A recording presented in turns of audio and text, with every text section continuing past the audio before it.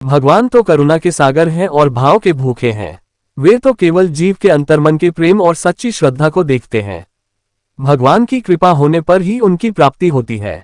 भगवान जब किसी जीव पर कृपा करते हैं तो वे यह नहीं देखते कि उसने कितना जप तप पूजा पाठ या यज्ञ हवन साधन किया है, कितने धन दौलत का मालिक है या कितना सुंदर है। किसी भी मनुष्य का बड़े से बड़ा जप तप परमात्मा को कृपा करने के लिए विवश नहीं कर सकता है और न ही वह भगवान की प्राप्ति का मूल्य ही हो सकता है। इसलिए किसने कितना जप तप किया इसका कोई महत्व नहीं है। इसका अर्थ है कि भगवान साधन साध्य नहीं है।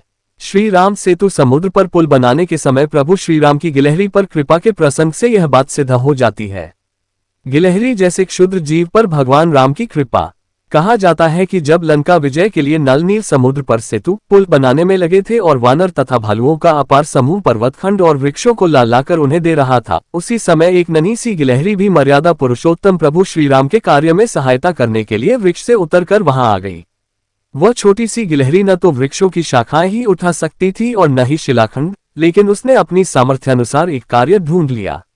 वह समुद्र के जल में स्नान कर रेत पर लौटती, फिर दौड़कर सेतु पर जाती। वहां वह अपने शरीर में लगी सारी रेत झाड़ देती। पुनः वह समुद्र में स्नान कर रेत पर लौटती और सेतु पर रेत झाड़ने के लिए दौड़ पड़ती। उसका ये कार्य अविराम चल रहा था। उस छोटे से जीव की ओर किसी का भी ध्यान नहीं गया, किंतु गिलहरी का ये कार्य बड़ी एकाग्रता और कुतूहल से प्रभु श्रीराम देख रहे थे। कोई भी जीव यदि प्रेम से भगवान के लिए कुछ करे तो भगवान उसको अवश्य स्वीकार करते हैं। कबीरदास जी ने यह बात कही भी है, चींटी के पग घुंघरू बाजे सो भी साहब सुनता है। एक चींटी कितनी छोटी होती है, अगर उसके पैरों में घुंघरू बांध दे तो उसकी आवाज को भी भगवान सुनते हैं। वे अंतर्यामी मनुष्य के हृदय के भावों को जानते हैं। जो प्राणी सहज रूप में अपना सर्वस्व प्रभु पर न्योछावर कर देता है, भगवान भी उसे कृतार्थ कर देते हैं। प्रभु श्रीराम ने संकेत से हनुमान जी को पास बुलाकर उस गिलहरी को उठा लाने का आदेश दिया। हनुमान जी ने उस गिलहरी को उठाकर श्रीराम के कमल से भी कोमल और बंदूक पुष्प जैसे रक्तवर्ण हाथ पर रख दिया। प्रभु श्रीराम ने उस नन्ही सी गिलहरी से पूछा, तू सेतु पर क्या कर रही है? तुझे डर नहीं लगता कि तू किसी वानर या भालू के पैरों तले कुचल सकती है या कोई वृक्ष या शिला तुझे कुचल सकता है? प्रभु श्रीराम की बात सुनकर गिलहरी के खुशी के कारण रोम फूल गए। वह श्रीराम जी के करकमल पर गिरकर बोली, मृत्यु 2 बार तो आती नहीं। आपके सेवकों के चरणों के नीचे आकर मेरी मृत्यु हो जाए, यह मेरा सौभाग्य होगा। सेतु में बहुत बड़े बड़े शिलाखंड और वृक्ष लगाए जा रहे हैं। बहुत परिश्रम के बाद भी नल नील सेतु को पूरा समतल नहीं कर पा रहे हैं। ऊंची नीची विषम भूमि पर चलने में आपके कोमल चरणों को बहुत कष्ट होगा। ये सोचकर सेतु के छोटे छोटे गड्ढों को मैं रेत से भरने का प्रयास कर रही हूँ। गिलहरी के निष्काम सेवा भाव से प्रभु श्रीराम प्रसन्न हो गए। उन्होंने गिलहरी को बाएं हस्त पर बैठा रखा था।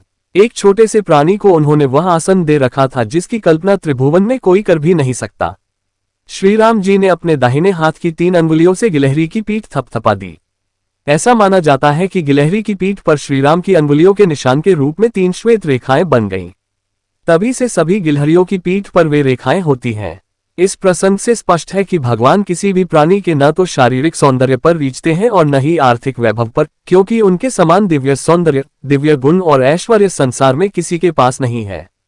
वे तो केवल जीव के हृदय के प्रेम को देखते हैं और उसी प्रेम डोर से बंध कर खींचे चले आते हैं।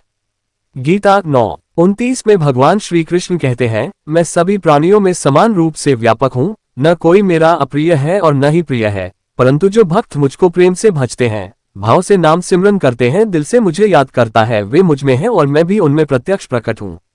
बोलो जय जय सिया राम जी। राधे राधे।